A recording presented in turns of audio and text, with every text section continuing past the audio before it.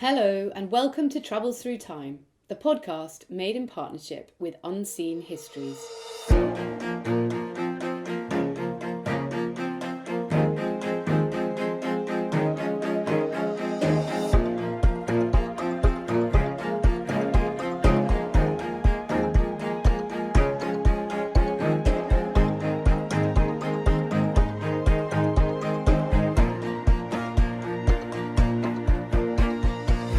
Hello, I'm Violet Moller. This week we are travelling to Tudor England to witness the death of 1,000 years of monastic culture. Between 1536 and 1540, over 850 monastic institutions were shut down by the Tudor regime, forcing thousands of monks, nuns and friars to find new ways of life and ending a tradition that had flourished for over a millennium. The dissolution of the monasteries was the most dramatic and widespread change to society since the arrival of William the Conqueror, and yet our view of the Tudor period today is overshadowed by Henry VIII's lurid personal life. Monasteries don't get a look in, but at the time they were fundamental to society as centres of faith, employment, worship, welfare, economy, culture and education. In his new book, The Dissolution of the Monasteries, Professor James Clark sets out to tell the story from a new angle. James is Professor of History at the University of Exeter. He has published widely on medieval monasteries and their place in the medieval world. Professor James Clark, welcome to Travels Through Time. Hello, Violet. It's a great pleasure to be here. I'm very much looking forward to our conversation today. We're going to be talking about your magisterial new book, and I don't use that word lightly, which is The Dissolution of the Monasteries. I wanted to ask you, what drew you to this subject? Why did you want to write this book? Quite simply, I felt that we were suffering in Britain almost a collective amnesia about this episode, which I've always been convinced is really the great drama of Henry VIII's Reformation. And it struck me as extremely odd that it had drifted or been allowed to drift to the margins of that narrative of that moment. And that almost we displaced it with other personal dramas in the reign of Henry VIII. And yet the process that probably had the most immediate impact on the largest number of Henry VIII's subjects had not been written about recently by historians. And I wanted to fill that space. I think it's a bit of a strange thing at the moment with Henry VIII and the Tudors. I mean, you hear a lot of people saying that, history is so dominated by the Tudors, but it's not really. It's dominated by Henry VIII. I mean, there hasn't been that much written about Elizabeth or on the television or whatever, I don't think, recently. And I wonder, why do you think that is, that Henry VIII and his kind of personal, so it's really his marital problems, why do you think that has become so dominant? Well, firstly, I think you're right that we've reduced the Tudor period to a melodrama or even, frankly, a soap opera. The much married Henry and his ups and downs. I think it's because of an excess of what you might call subjectivity that we collectively, in our interest in our own past, we reach out for points of contact, points of recognition, and in the personal dramas, what seems at times a kind of bipolarity in Henry's personality. This is a man who is capricious, who seems to suffer mood swings more than most. There's a lot there to be identified with, and I think that that draws people in who perhaps wouldn't ordinarily be drawn to some of the themes that historians such as myself would like them to connect with. But there is so much more to the study of the past than looking for recognition, looking for ourselves. The past shouldn't be a mirror. It is the proverbial other country, and what has always drawn me to the remoter periods of our past has been the difference, not the similarity. And I think perhaps particularly in these times of ours, we need to rediscover the virtue of difference, of unsimilarity, of unlikeness. And if we elbow aside Henry and his relationship troubles, we find a remarkable world that doesn't offer a lot of similarity to our own, but should be studied precisely because it doesn't.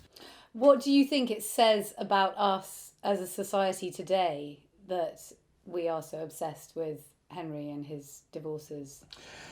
I think it suggests that we want historical change to be reducible to a drama of personalities and their impulses. Perhaps in the age of social media, of personal timelines that map out our own daily experience, we have fallen victim to the fallacy that we live in a sort of me-centered universe, as if we do have complete and subjective control over our own life course. And it's almost the polar opposite of what fascinated earlier generations with their past. I think take Victorian era, people were then actually drawn to the grand themes of history. We seem to have performed a complete about-face and want to believe that our past has been shaped by individual personalities and their strengths, weaknesses, oddities, and so on. I think there's also a sense in which general audiences are perhaps reluctant or even fearful to hear the stories of the past told differently. I think there is something perhaps almost subconsciously comforting if we are told again that Henry was much married, that he grew very fat, that he was changeable, often tyrannical. This is a familiar story that many of us first meet probably in primary school. And as we go on through life and we have less time for discovering history and for reading for pleasure and so on, perhaps what we want most of all is the comfort of the familiar. The huge number of versions of the story of this king and his marriages bears witness to the fact that people's taste for what they've already heard is more or less insatiable. And I know that in this book you want to show another side of this story. So you know the dissolution of the monasteries, especially in academic history, has been written about a lot, not recently. But can you explain a little bit about which stories you wanted to tell in particular in this book? I know that you say in your introduction that you want to trace the end of the monasteries from their own point of view. So can you talk a little bit about that? Yes, what I didn't want to do here was to tell this as a high political drama, as an event or a process which is managed from the corridors of power, as it were, of Henry and his chief minister Thomas Cromwell, and of a government, as it were, on manoeuvres, but rather to look at it from the point of view of those it directly affected, not only those who were part and parcel of the more than 800 religious houses that existed in Tudor England, but also the many others who were affected more indirectly, because the dissolution of the monasteries causes ripples that run right across Tudor society.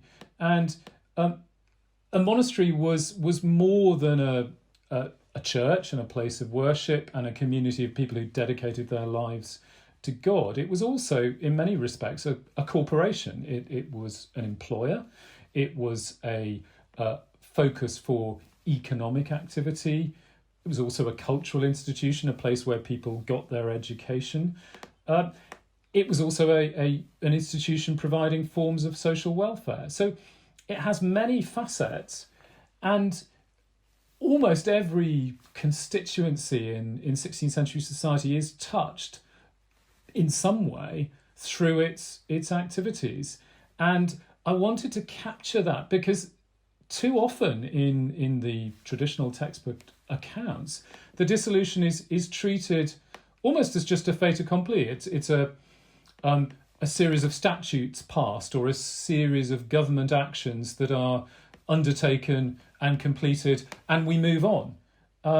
And yet, society is more profoundly affected by that. The imprint of these institutions, which had been in England for hundreds of years, is not so easily erased, and the effect of their closure and removal runs on long beyond the span of Henry VIII's reign. And I wanted, in some way, to capture that.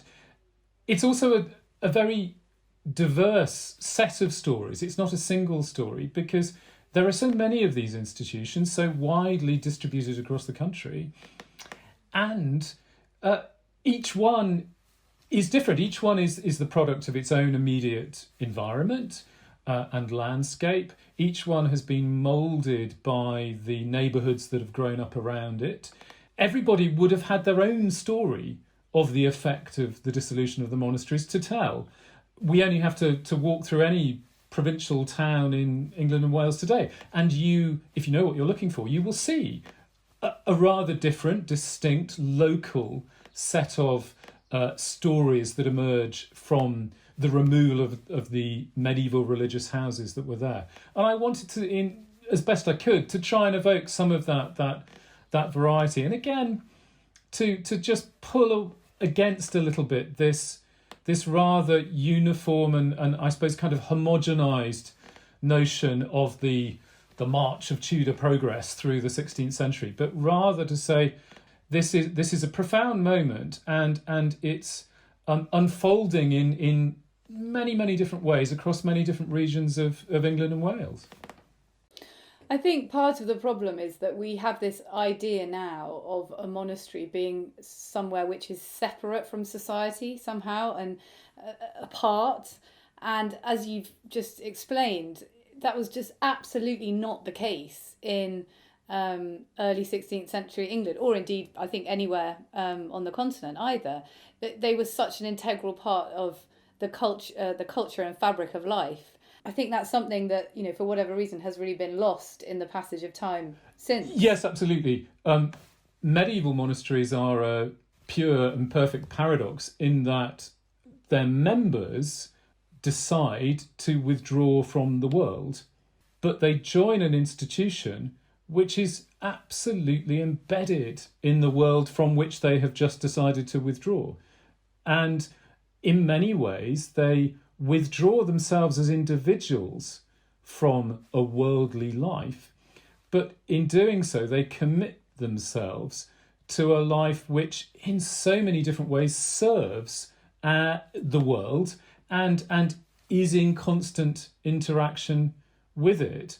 I think that's why, for me and for many other historians, they're such fascinating institutions, because they are a point of contact between the two, I suppose, defining characteristics of medieval society. On the one hand, this age of faith, and on the other, this age of a burgeoning society, a society in its early stages of formation, where it's taking shape in its urban setting, in the forms of economy and production that will later shape the early modern world. And we can see this as a kind of frontier if we look at a monastery. It really is extraordinary to see the juxtaposition between those who are at the centre of these communities, who have committed themselves to leading a religious life, but who are almost, I think for us historians, they're almost guides to that very worldly life that surrounds them.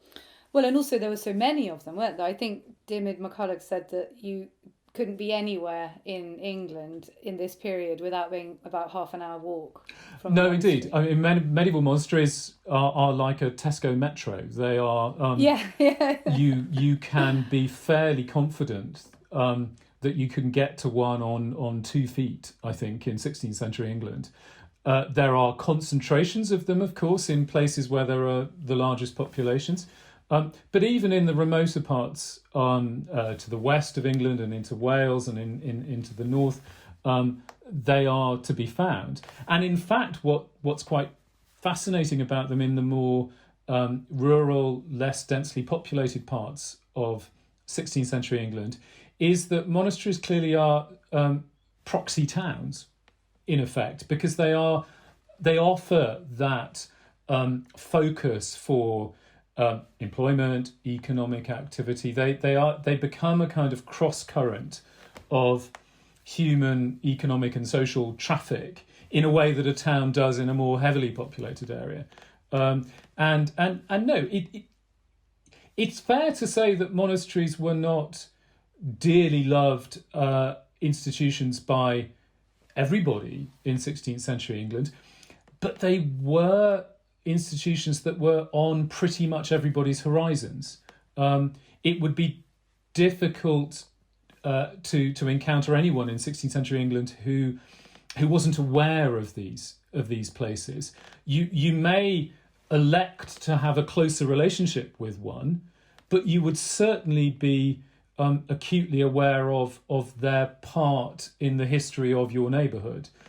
You'd be aware that probably the streets you walked down had once been mapped out by that very old institution. You'd be aware that a lot of the rentable property in your neighbourhood, actually the landlord of it was the local religious house. And you'd be aware that it was both a major employer and also a major market for traded goods, because it's a very large institution. So, contrary to our own 21st century view of what a religious community might be, something very separated, quite exclusive, something that you'd only know about if you were a certain kind of person. Monasteries really are, in the 16th century, quite the opposite of that. As I say, it isn't something that only a select few would have had some familiarity with. We're all familiar with the very well-known ruined abbeys that are in the care of National Trust and English Heritage, but I think we're less familiar with the fact that quite a lot of other material remains are still there on our own high streets, and we hurry past them on the way to the shops. And I've done my best in the book to bring those into the foreground as well. The fact that if you live in Bodmin in Cornwall, you go past on the high street still the facade of the friary that was there. It's concealed behind a modern shopfront, but it's still there. And the preaching cross of the Dominican friars in Hereford, which is still there to be seen. And that comes back to this problem, perhaps, of amnesia, that we've re-assimilated monastic England into our own townscape, and as a result, these edifices, these remains, have become a little bit anonymous, and yet they are still there to be interpreted and understood. I've been fortunate that the great collection of archaeological records and records of standing buildings, called the Historic Environment Record, is now largely digitized and online and is searchable. And you can go to any locality in the country and pretty much and discover what has been recently found and what still remains and is still standing in some form in the neighbourhoods that you know best. And that really does allow us to understand how these places used to be at the heart of their communities, and to some extent are still there, just standing rather anonymously at the heart of their communities. Haven't they just found some enormous tannery? Is it Fountains Yes, Abbey it or is at Revo? Fountains, I think. Yes, that's right. People often say to me, as a medieval historian, surely there can't be much for you to do because we already know everything. The truth about medieval history research is that we're still making discoveries. That's what, for me, makes it such an exciting field. That there is so much more Absolutely. to learn, to uncover. In the city of Gloucester, over the last few months, they've been uncovering the Carmelite Friary, which is on the edge of the town, as a new shopping centre is being laid out, and there are many city centres where that's true. I like to annoy people who are fans of Richard III to say that. Well, I was going to say Richard III. Yeah, for me, Richard III is only the second most important discovery in that car park, because the first discovery in that car park of greatest importance, surely, is the remains of the friary there where he was buried. That, for me, is the most exciting insight into Leicester at the end of the Middle Ages. And again, it's a reminder that right in the heart of our cities up and down the country are these monastic remains. A reminder that urban life, city centre life, was defined by monasteries right down into the reign of Henry VIII. Yeah, it's a lovely and very exciting thought, isn't it? That there's all this undiscovered history just underneath our feet, at our feet. Yes, literally. yes, absolutely. I think the other point to make is that it's also true, surprisingly true, of the written sources. While I was working on the book, an account, an inventory made at the Abbey of Evesham in Worcester actually came up for sale at an auction house. And there are so many medieval and 16th century records still in private hands, still to be found. I spend time, particularly when I'm in a dull meeting, looking at auction sites, including eBay, where you will find 14th, 15th, 16th century manuscripts popping up, which have never been studied.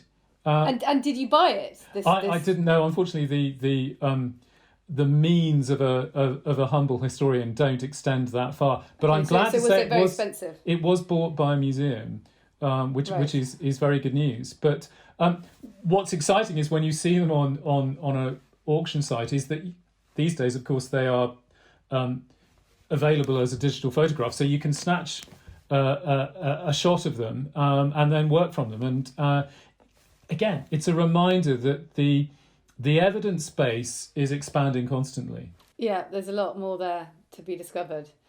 The amount of research you must have done is just mind-blowing. So impressive. So I think now we should get to your chosen year. So can you please tell us, James, if you could travel back in time to a specific calendar year, which one would it be? I think it has to be 1540. Right.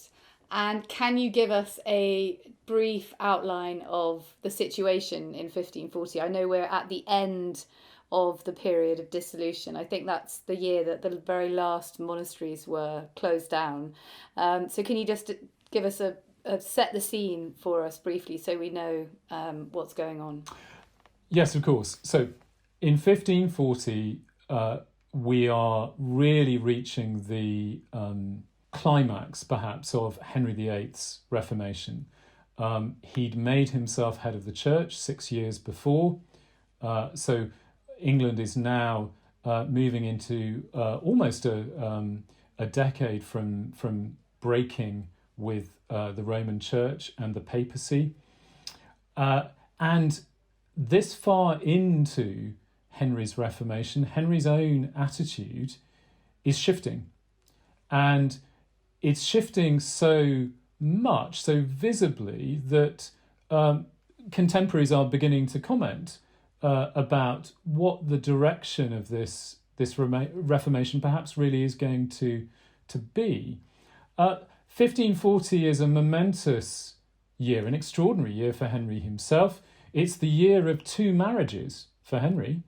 Henry marries Anne of Cleves at the beginning of the year in January, but then that marriage is annulled by July, and at the end of that month, Henry marries Catherine Howard. No other year in his life, in his reign, is therefore quite like it. It's a momentous year because the chief minister, councillor, the vicegerent, that is, in effect, deputy monarch, Thomas Cromwell, finally falls. What to many of those around Henry must have imagined or begun to imagine was impossible did happen, and Cromwell was toppled, and he is executed on the same day that Henry marries Catherine Howard. More is shifting on a wider scale in 1540. The opportunity that Henry has been looking for much of the past decade to make his presence felt on the European scene and to prosecute war seems to be opening up in the second half of the year. The alliance between the Empire and the Kingdom of France seems to be breaking, and Henry sees an opportunity to align himself with the Emperor and to make war with France, which he does eventually, not in 1540, but he's clearly beginning to prepare. His subjects in 1540 would have seen visible signs of that because there's a lot of work going on up and down the coast of England as new fortifications are being completed. And are they being paid for by money from the dissolution of the monasteries? They are, and perhaps more visibly than how the labourers are being paid, is that they are being built out of the dressed stone of the monasteries themselves. So stone from the monastery on the Isle of Wight at Core is going to build these fortifications. So from really the Essex coast all the way round and down the south coast, you've got blocks of stone being shipped out to these fortifications from monasteries. And actually the first calculation of Henry's court of augmentations is not about actually how much cash can be raised from the monasteries, but actually how much building material can be recycled. And much of this recycling is being channeled into what we would, I suppose, today call a kind of rearmament program. This is preparation for war on a large scale. That's so symbolic that literally the stone is taken from the monasteries, and amazing. And we should just quickly say that, of course, the Court of Augmentations was the court that was set up by Richard Rich in order to deal with the funds and the materials from the dissolution of the monasteries. Is that right? Yes, that's right. So the court is set up at the time of the first statute to close smaller monasteries in order to administer the process. Wonderful. Well, I think we should move to your first scene now, please. So can you tell us where we're going? I believe it's a few days before Easter in March of 1540.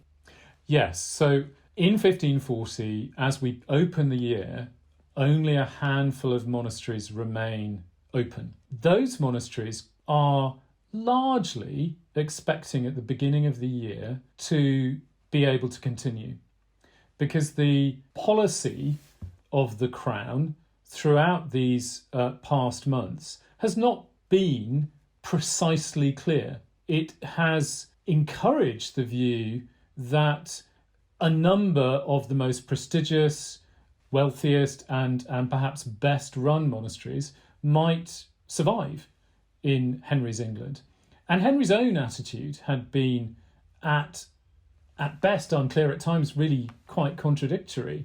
And I think for much of the previous years, much of the 1530s, Henry's view is that if certain monasteries can be integrated into his new English church, into his new idea of a Tudor state, then he's prepared to accommodate them.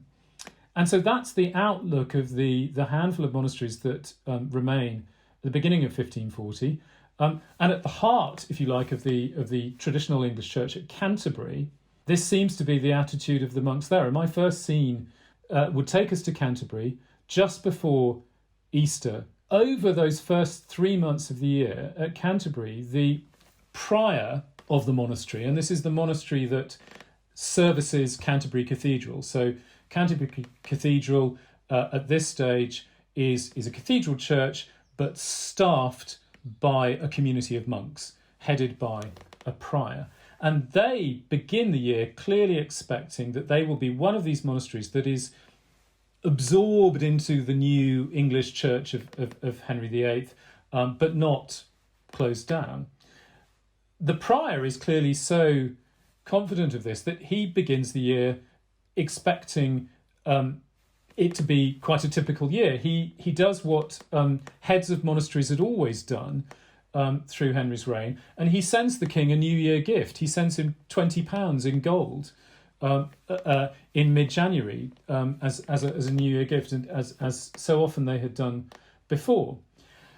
It's clear that he has some inkling in late February that there is now a discussion as to whether or not this cathedral monastery is going to be turned into a cathedral chapter. So the clergy are going to be told they can't be monks anymore, but there's still no certainty. And then we arrive in March, and just days before Easter, and we don't know precisely when, but then the commissioners of the king arrive to shut the monastery down. This is a monastery in the premier church within the English kingdom at Canterbury, and now they are shut down. We know that the prior, who is a man who would have been thought of as pretty elderly, he's over 60 at this point, he and 55 monks hand over their monastery at the heart of the English church at Canterbury to the crown. We know a little bit about the men who were monks there.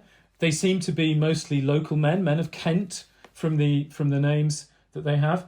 They are pensioned off. The prior receives a pension of £80, which is a very, very substantial sum. So that would be £80 a year that he's paid as a pension. There were monasteries in Henry's England that were worth less as a whole than £80. So when you say pensioned off, I mean, did they leave, or did they... Because I know that some monks became normal clergy.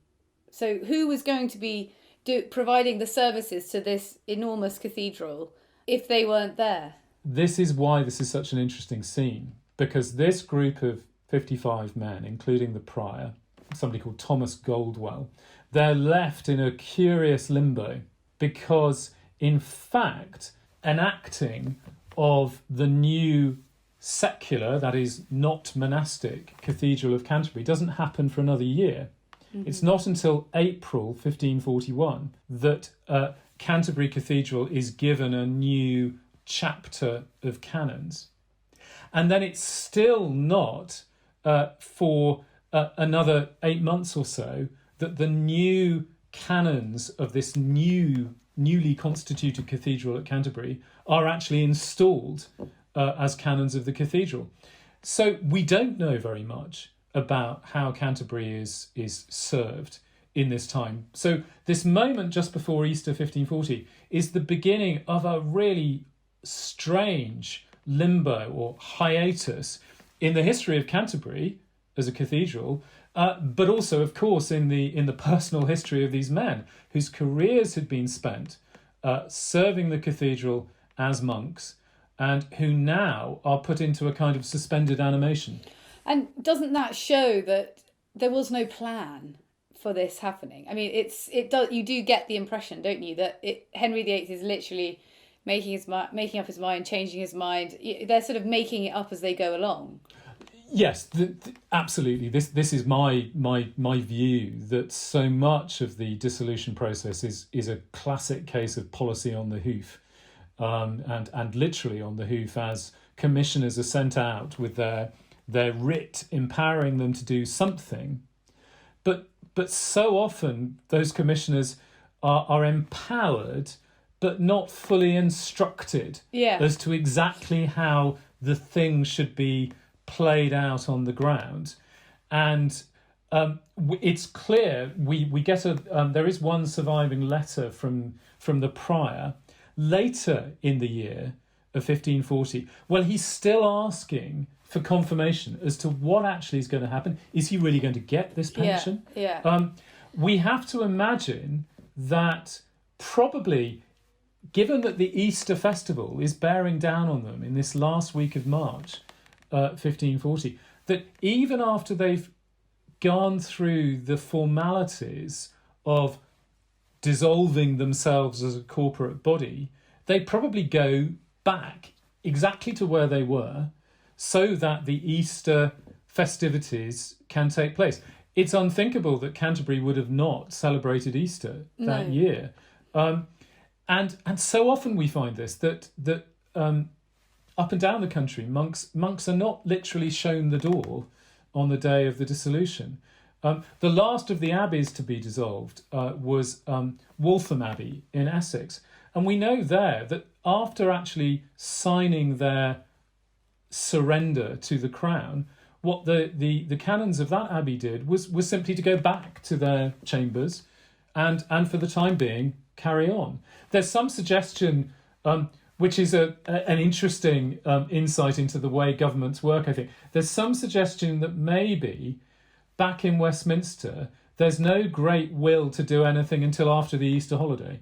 Well, Easter was the most important ceremony, wasn't it? Was the most important. Yes. So we know governments, local authorities, and so on. They sometimes like to go slow at moments when there's going to be a lot of leave happening, you get that sense that these monks at Canterbury, initially at least, are left in limbo simply because everybody knows a big holiday is coming up, and there's no great will to do anything very decisive until that's over.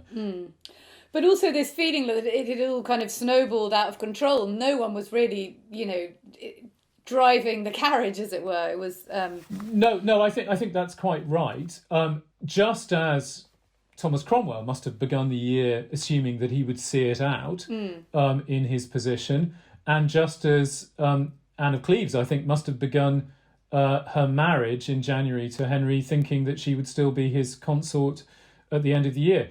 I think similarly, Prior Thomas of Canterbury and his 54 colleagues had every reason to think at the beginning of the year that although they were aware that there was a great deal of churn in the mind of the king and in his government about what role monasteries should play, that churn had not yet resulted in a absolutely definitive plan. And that conviction that they must have had at the beginning of the year would not really have shifted very much, even in that last week of March, 1540. Well, they were planning on ordering a new set of habits, weren't they? I like that. They were ready to refresh their habits for the year, and the sort of thing that is an indication that they're not getting ready to shut up shop. No, not at all. And we see that again in many other monasteries up and down the country. We're going to talk about habits a bit later, but I think we should move on to your second scene now, which is a different religious institution in London, in Clerkenwell, and it's the 7th of May. So can you tell us what's happening? Yes, so we now move forward beyond Easter 1540 to early spring, to the 7th of May, and to the very last closure of a network of religious houses in Henry VIII's England.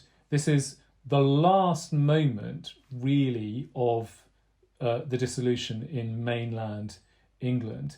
The network of houses of the Knights Hospitaller, which were a religious order like Benedictines and Franciscans and Cistercians, but a military order. They were an order committed to the defence of Christendom, and they had houses across the country, and they held much property, much like any other monastery or religious order.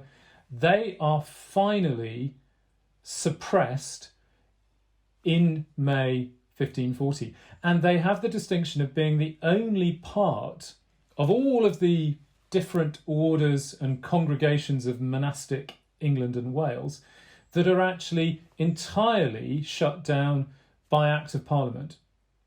So, in fact, most of the other monasteries are shut down as a result of in effect, a voluntary decision on the part of those who are members of the monastery under immense pressure from the Crown. But the hospitaller network is actually shut down by Act of Parliament as what has become, clearly, after Easter 1540, it is seen to be a sort of tidying up process. There is clearly a recognition by the beginning of May 1540 that now, even if it's as much by accident as by design, there are no longer monastic institutions in the country, and the continuing survival of this network of the Knights Hospitaller is an anomaly. But even here, there was no clear indication until the very last moment that this was going to happen. So just as the country comes out of the Easter celebrations in April 1540, the network of the Knights Hospitallers are still receiving grants of property from the Crown. So they're still very much a part of the Crown and government's thinking very, very late on, within a month of them being shut down. But what it looks to be the case is that there is, by May 1540, a recognition that this is the only remaining outlier of what used to be this extraordinarily rich and diverse network of monastic foundations, and the Hospitallers are shut down. The news is brought to the head of this order of Hospitallers, a man called William Weston, at the house that was regarded as the headquarters of the order, at Clerkenwell, the Priory of St. John of Jerusalem at Clerkenwell. Clerkenwell, to put it into its environment, context, just at the northern edge outside the City of London. But the prior himself, so he's the head of the whole of the order, he receives the news that Parliament have finally shut the order down on the 7th of May. And it's such a shock that we're told that he immediately suffers a seizure and he's dead by the end of the day. The prior himself is a remarkable figure. He's a man already in his early 70s, and he'd had, like a lot of Knights Hospitaller, he'd had a very colourful military career. And he had the distinction, and he was celebrated in London right down to the day of his death for this. He had the distinction of being one of the only Englishmen to have survived the siege of the island of Rhodes in 1522. Rhodes had been one of the European headquarters of this order of Hospitallers. And Rhodes was attacked by the Ottoman Turks in 1522. And the attack was led by no lesser figure than Suleiman the Magnificent. So this is a legendary moment in European history, a clash between East and West. And William Weston, prior of the Knights Hospitaller, was there throughout the siege, and he walked out, unlike most of his colleagues. So he's a remarkable veteran from the front line. I find him a very evocative figure because there he is. We've got beyond Easter 1540. Even the monks of Canterbury, at the heart of the English Church, have now gone, albeit their monastery is gone. They're standing in limbo at Canterbury, waiting to know what happens next. But here is this great survivor. He's survived Suleiman the Magnificent, and at the beginning of May 1540, he's still surviving, holding on. He is the last living monastic relic, if you like, of medieval England, and his order likewise. And it seems a cruel irony. He couldn't be killed by Suleiman's formidable Ottoman Turks, but he's killed by the news from Parliament that that this great medieval tradition that we trace all the way back to the Crusades is finally over. What I also like about him is that we can also look him in the face. So many of these people of monastic England, we know them as names in documents, as signatures at the end of letters. But with William Weston, prior of the Hospitallers, we can look him in the face, or at least a face of a kind, because his great tomb effigy, which he'd clearly planned during his lifetime, does survive. And he was buried, as was the style of the time, with a cadaver tomb effigy, that is, an effigy of the body already decomposing, as a skeletal frame with the flesh beginning to hang off the body. And that part of his original very grand tomb effigy does survive in what is now the Church of St. James at Clerkenwell. And it's the most extraordinary piece of sculpture.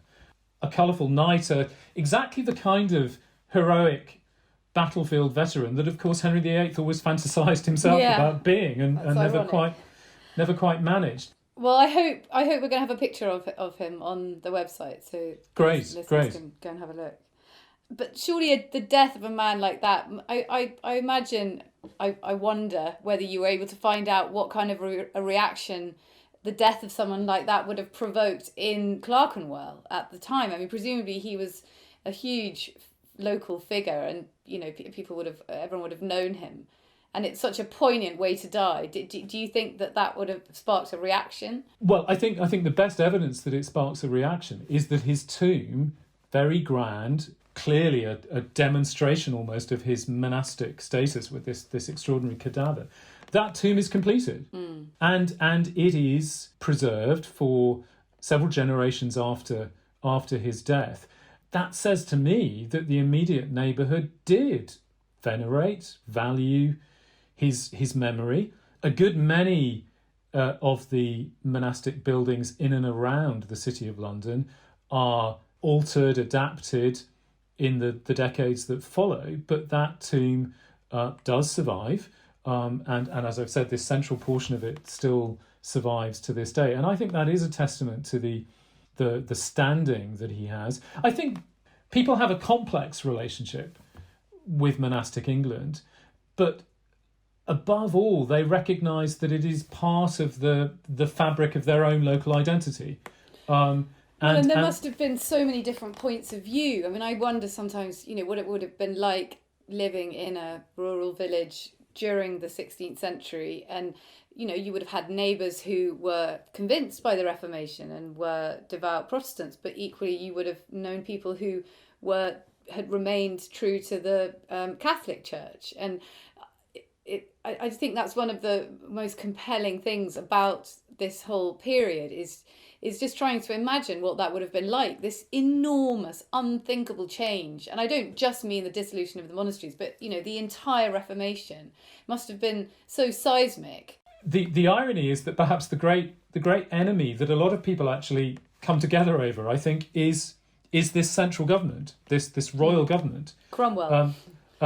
Yes, Cromwell personally, but also a sense that they recognise that generation after generation has invested in these buildings and in their people and in the activities that they supported, and they are very reluctant to see that investment be creamed off by an external authority, to be creamed off by the Crown.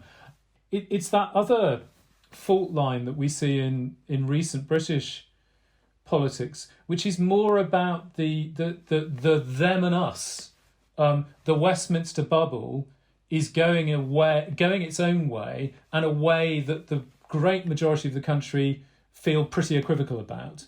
And I think that's possibly the divide that is quite similar to the dissolution. Also, that perception that if the government has an agenda, they've not done a very good job of explaining it to the rest of us. Yeah.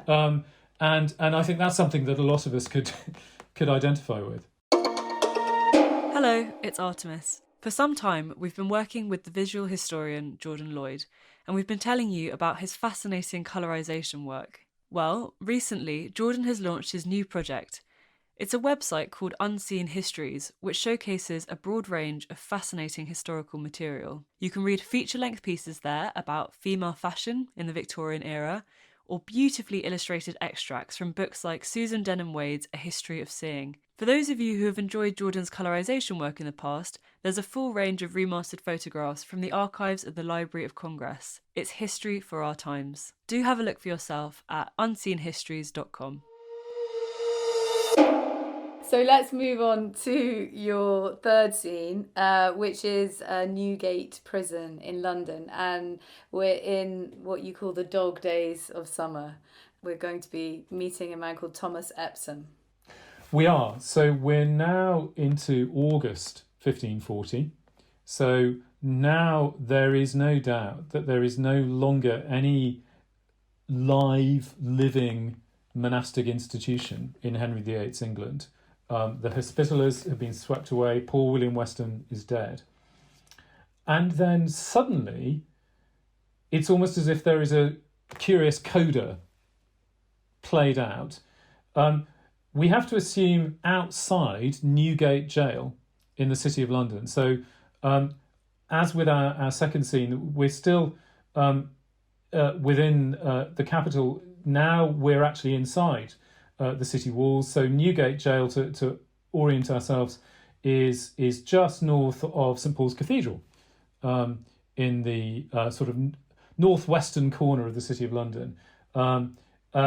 It's already in the early 16th century, it's a very large and rather rambling complex of buildings, holds about 300 prisoners.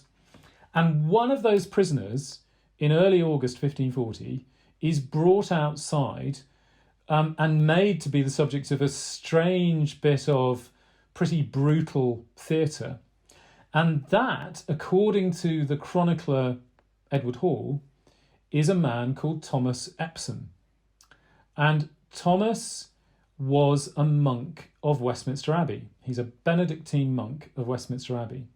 Now, Westminster Abbey had actually been shut down earlier in 1540, earlier than the monastery at Canterbury. Westminster had finally shut as a monastery in January 1540.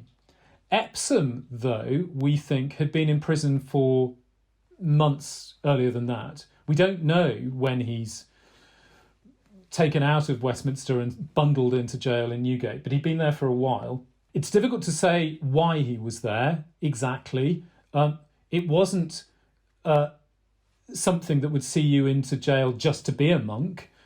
Even in the beginning of 1540, it seems likely that he had spoken out against the king's headship of the church, and he'd been plucked out of his community. Westminster Abbey, by beginning of 1540, had sort of middle 20s numbers of monks in it, so it had shrunk in size a bit. So if Epsom was among them, he'd been dragged out for presumably speaking his mind about the king's headship of the church, and he's sent to Newgate, where he's been languishing. Because for as many of the monks and friars that are executed by the Tudor regime, there are just as many that are just left languishing in jail for months on end. And do we have any idea of the proportion? Roughly how many of them would have been killed and put in prison, and how many would have been kind of roaming the countryside looking for alternative employment? The vast majority are dispersed across the country, either taking up positions as clergy or waiting to be licensed to take up positions as clergy. Almost as many die in prison as die on the scaffold, right. And they die neglected and to some extent even forgotten, or again the victims of a government that can't quite decide what to do with them. Yeah, can't deal with them. And Epsom is probably one of the last remaining in prison, and certainly one that the government doesn't know what to do with. And so what they do in early August outside Newgate is a bizarre piece of theatre, They drag poor Epsom out of Newgate, and according to Edward Hall, he's still wearing his monk's habit from Westminster, and he's very publicly, very symbolically stripped of his habit. And Edward Hall tells us that this was to make a demonstration that this is the last clothed monk in England, and he's stripped of his habit. And in effect, of course, the habit becomes the whole fabric of the medieval tradition of monasteries in England, and that fabric is torn and muddied and trampled, and it's gone. And it's clear that this is a regime that perhaps has only just remembered that Epsom is still there, and he becomes useful. He becomes useful as a way of demonstrating in a year all the way down to at least the early summer, when it's still not been entirely clear, is monasticism over? Is it not over? Yeah. And the declothing of poor old Thomas Epsom, I think, is a very deliberate effort to disabuse the public of any question that perhaps in some way monastic England lives on. It clearly won't after he loses his habit. So presumably this is carried out in front of a large crowd of people. So they've sort of put the word about that something's going to happen. And yes. And Henry's Reformation is marked by these moments of public theatre. This is by no means the first. The Abbot of Glastonbury is executed again for appearing to challenge the king's headship of the church and perhaps to withhold both cash and other treasures when the king's commissioners come to Glastonbury. And his death isn't another routine death at the scaffold, but produced almost like a Shaftesbury Avenue impresario in the extraordinary way that it's done. He is executed with two others either side of him who are accused very precisely of theft. He's taken to the hill, the Tor, outside the town of Glastonbury, where he is executed by being he's actually inverted to be executed. He has to make a long and arduous journey out of town and up the hill with his executioners to his death. There is extraordinarily direct imagery there, channeling Christ's own crucifixion. This is an extraordinary piece of theatre. So this is a regime that takes every opportunity for these moments of public symbolism. And what's curious, I think, is the way that there is a real clarity in these moments of theatre, precisely the kind of clarity that is lacking much of the rest of the time. yeah, it's weird. They seem to suddenly know what they're doing when it comes to Indeed. the cruel So, act. and that's why I think this scene in 1540 is so telling, because I think this is a government. It's a bit like a government today that might put out a public statement after weeks and months of great uncertainty where everyone has said this government doesn't really know what it's doing and what we're being told. So they wheel out a moment of clarity in order to try and recover the news agenda, as it were. And I do think that the declothing of Thomas Epsom is one of those. Right down to August, so across almost 8 months of the year, there has still been monasteries in England. Clearly, the Hospitallers expected that they might have survived, and so on. But now they've remembered they've got this prisoner in Newgate, and they can make an example of him. Sadly, we don't know what happens to Thomas, but it just seems to me very striking. And Edward Hall, the chronicler, who is then putting his chronicle together later in the 1540s, he's very well placed to know what was still reverberating in the public conversation. And so I think we have every reason to think this is a very real scene that was still remembered. And Edward Hall, tells us this really is the last sighting of a monk in Henry's England, in Tudor England. It really is the last living moment of that long medieval tradition of monasticism. And that leads us perfectly on to my last question, which is what your memento would be that you would like to bring back with you to the present from 1540. I think it has to be Epsom's habit, because it does seem to me that having followed the story of these more than 800 monasteries through their last generations and then down to their final months and weeks, that I'd want to hold on to something that really connects me to the very moment of the end. And that's not actually the turning of Canterbury Cathedral from a monastery into a secular chapter. It's not even William Weston's death at the shock of the news that his tradition of monasticism had come to an end. But it has to be that moment with Epsom. And I'm very drawn to this very sorry figure who's languished in Newgate jail for goodness knows how many months. And yes, it's the last sighting of a man connected, we must assume, with one of the greatest medieval monasteries in England, Westminster Abbey. So it connects us to so much of that medieval tradition of monasticism. I'd have to say also, there's a nerdy answer to this too, which is I'd like to know more about medieval monks' habits. And in Thomas Epsom's habit, I think I might discover more, because one of the criticisms running down the Middle Ages, Chaucer, John Skelton in the Tudor period, and so on, is that monks have a very comfortable life. And one of the ways we know they have a very comfortable life is that they always break the rules over just how warm and luxurious their clothing is.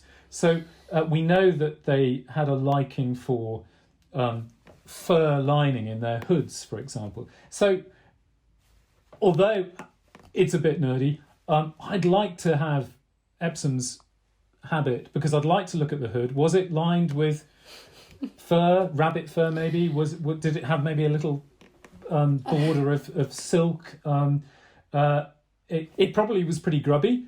Well, I was going to say, you might need to wash it before you do any investigating on it. But I think I'd definitely get an article out of new light on monks' habits. Definitely. I think that's a fantastic choice. Thank you so much for coming on today. I've really enjoyed our conversation, James. Thank you. No problem at all. I've really enjoyed it too. That was me, Violet Moller, talking to Professor James Clark the other day. His new book, The Dissolution of the Monasteries, is available now in all good bookshops, published by Yale University Press. Please have a look at his episode page on tttpodcast.com. You can find some great images there, including one of the cadaver effigy of William Weston, which is truly spooky. You'll also find our full archive of episodes, including the one I did with Richard Ovenden about the dissolution of Glastonbury Abbey earlier on this summer. Thanks so much for listening. Until next time, goodbye.